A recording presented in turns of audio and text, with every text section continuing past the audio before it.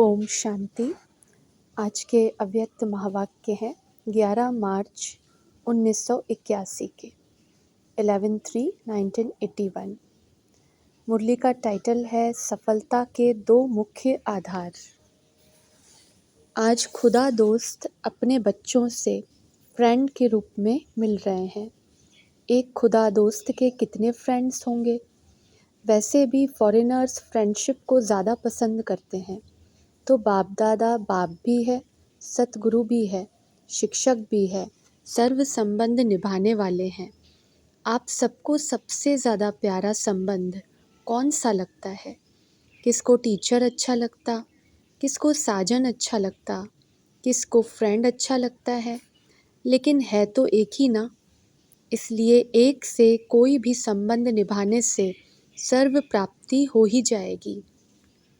यही एक जादूगरी है जो एक से ही जो चाहो वह संबंध निभा सकते हो और कहाँ जाने की आवश्यकता ही नहीं। इससे कोई और मिले यह इच्छा खत्म हो जाती है। सर्व संबंध की प्रीत निभाने के अनुभवी हो चुके हो या अभी होना है? क्या समझते हो? पूर्ण अनुभवी बन चुके हो? आज ऑफिशियल मुरली चलाने नहीं आए हैं। बाप दादा भी अपने सर्व संबंधों से दूर दूर से आई हुई आत्माओं को देख हर्षित हो रहे हैं। सबसे दूरदेशी कौन है? आप तो फिर भी साकारी लोक से आए हो। बाप दादा आकारी लोक से भी परे निराकारी वतन से आकारी लोक में आए, फिर साकार लोक में आए हैं। तो सबसे दूरदेशी बाप हुआ या आप हुए? इस लोक के हिसाब से जो सबसे ज़्यादा दूर से आए हैं उन्हों को भी बाप दादा स्नेह से मुबारक दे रहे हैं। सबसे दूर से आने वाले हाथ उठाओ। जितना दूर से आए हो, जितने माइल चलकर आए हो, उतने माइल से पदम गुणा ऐड करके मुबारक स्वीकार करें। फॉरेनर्स अर्थात फॉर एवर। ऐसे वरदानी हो ना, फॉरेनर्स नहीं लेकिन फॉर एवर। सदा सेवा के लिए एवर रेडी। डायरेक्शन मिला और चल पड़े। यह है फॉरएवर ग्रुप की विशेषता। अभी अभी अनुभव किया और अभी अभी अनुभव कराने के लिए हिम्मत रख सेवा पर उपस्थित हो जाते। यह देख बाप दादा भी अति हर्षित होते हैं। एक से अनेक सेवाधारी निमित्त बन गए। सेवा की सफलता के विशेष दो आधार हैं। वह जानते हो? तो बच्चों के कई उत्तर निकले। बाबा कहते सबके उत्तर अपने अनुभव के हिसाब से बहुत राइट हैं। वैसे सेवा में व स्वयं की चढ़ती कला में सफलता का मुख्य आधार है एक बाप से अटूट प्यार। बाप सिवाय और कुछ दिखाई न दे। संकल्प में भी बाबा, बोल में भी बाबा, कर्म में भी बाप का साथ। ऐसी लवलीन आत्मा एक शब्द भी बोलती है तो उसके स्नेह के बोल दूसरी आत्मा को भी स्नेह में बांध देते हैं। ऐसी लवलीन आत्मा का एक बाबा शब्द ही जादू की वस्तु का काम करता है। लवलीन आत्मा रूहानी जादूगर बन जाती है। एक बाप का लव अर्थात लवलीन आत्मा। दूसरा सफलता का आधार हर ज्ञान की पॉइंट के अनुभवी मूर्त होना। जैसे ड्रामा की पॉइंट देते हैं तो एक होता है नॉलेज के आधार पर पॉइंट देना, दूसरा होता है अनुभवी मूर्त होकर पॉइंट देना। ड्रामा की पॉइंट के जो अनुभवी होंगे वह सदा साक्षीपन की स्टेज पर स्थित होंगे, एक रस अचल और अडोल होंगे। ऐसी स्थिति में स्थित रहने वाले को अनुभवी मूर्त कहा जाता है। रिजल्ट में बाहर के रूप से भले अच्छा हो व बुरा हो, लेकिन ड्रामा के पॉइंट के अनुभवी आत्मा कभी भी बुरे में भी बुराई को न देख अच्छाई ही देखेगी, अर्थात स्व के कल्याण का रास्ता दिखाई देगा। अकल्याण का खाता खत्म हुआ। कल्याणकारी बाप के बच्चे होने कारण, कल्याणकारी युग होने कारण अब कल्याण का खाता आरंभ हो चुका है। इस नॉलेज और अनुभव की अथॉरिटी से सदा अचल रहेंगे। अगर गिनती करो तो आप सबके पास कितने प्रकार की अथॉरिटीज़ हैं, और आत्माओं के पास एक दो अथॉरिटी होगी। किसको साइंस की, किसको शास्त्रों की, किसको डॉक्टरी के नॉलेज की, किसको इंजीनियरिंग के नॉलेज की अथॉरिटी होगी। आपको कौन सी अथॉरिटी है? लिस्ट निकालो तो बहुत लंबी लिस्ट हो जाएगी। सबसे पहले अथॉरिटी वर्ल्ड ऑलमाइटी आपका हो गया। वर्ल्ड ऑलमाइटी की अथॉरिटी, जब वर्ल्ड ऑलमाइटी बाप आपका हो गया तो वर्ल्ड की जो भी अथॉरिटीज़ हैं वह आपकी हो गई। ऐसे लिस्ट निकालो। वर्ल्ड के आदि मध्य अंत के नॉलेज की अथॉरिटी, जिस नॉलेज के यादगार शास्त्र, बाइबल व कुरान आदि सब हैं। इसलिए गीता ज्ञान को सर्व शास्त्रों व बुक्स का माई बाप कहते हैं, शिरोमणि कहा जाता है। डायरेक्ट गीता कौन सुन रहा है? तो अथॉरिटी हो गए ना। इसी प्रकार सर्व धर्मों में से नंबर 1 धर्म किसका है? ब्राह्मणों का। आपके ब्राह्मण धर्म द्वारा ही सब धर्म पैदा होते हैं।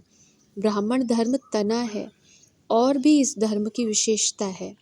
ब्राह्मण धर्म डायरेक्ट परम पिता का स्थापन किया हुआ है, और धर्म धर्म पिताओं के हैं, और यह धर्म परम पिता का है। वह बच्चों द्वारा है। सन ऑफ गॉड कहते हैं, वह गॉड नहीं है। तो डायरेक्ट परम पिता द्वारा श्रेष्ठ धर्म स्थापन हुआ, उस धर्म की अथॉरिटी हो।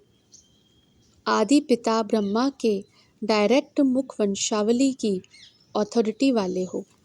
सर्वश्रेष्ठ कर्म के प्रैक्टिकल जीवन की अथॉरिटी हो।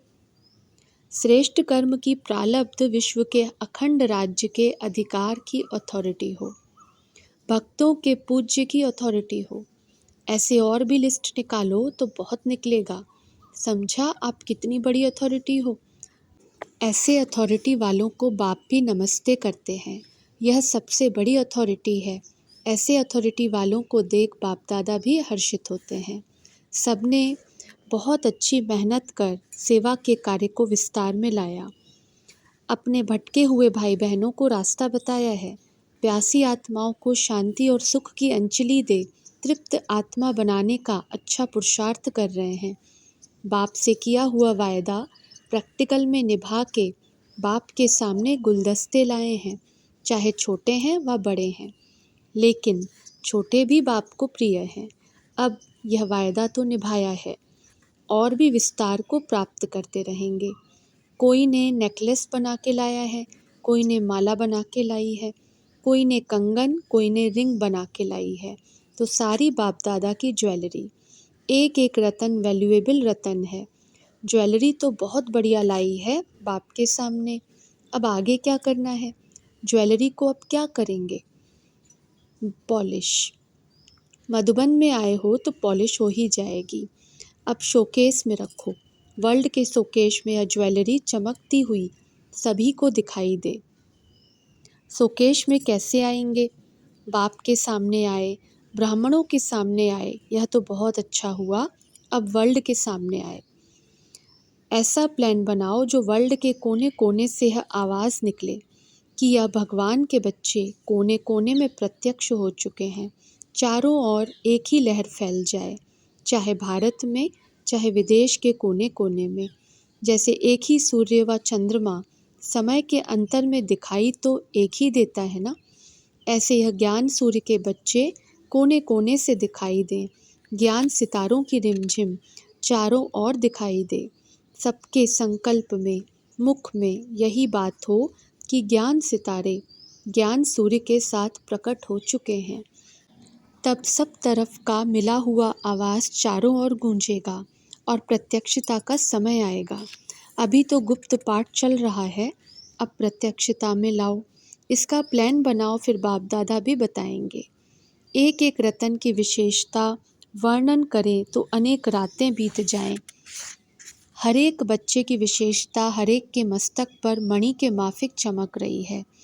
ऐसे सर्व विशेष आत्माओं को सर्व सपूत अर्थात सर्विस के सबूत देने वाले, सदा सेवा और याद में रहने वाले सर्विसेबल मास्टर ऑलमाइटी अथॉरिटी, सर्व की मनोकामनाएं पूर्ण करने वाले अति लवली लवलीन बच्चों को बाप दादा का याद, प्यार और नमस्ते।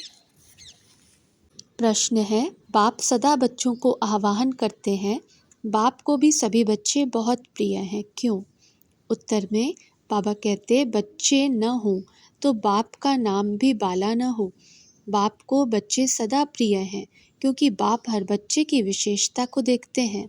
बाप बच्चों के तीनों कालों को जानते हैं, भक्ति में भी कितना धक्का खाया यह भी जानते हैं, और अब भी अपने अपने यथाशक्ति कितना पुरुषार्थ कर आगे बढ़ रहे हैं यह भी जानते हैं, और भविष्य में क्या बनने वाले हैं यह भी बाप के आगे स्पष्ट है। तो तीनों कालों को देख बाप को हर बच्चा अति प्रिय लगता है। ओम शांति।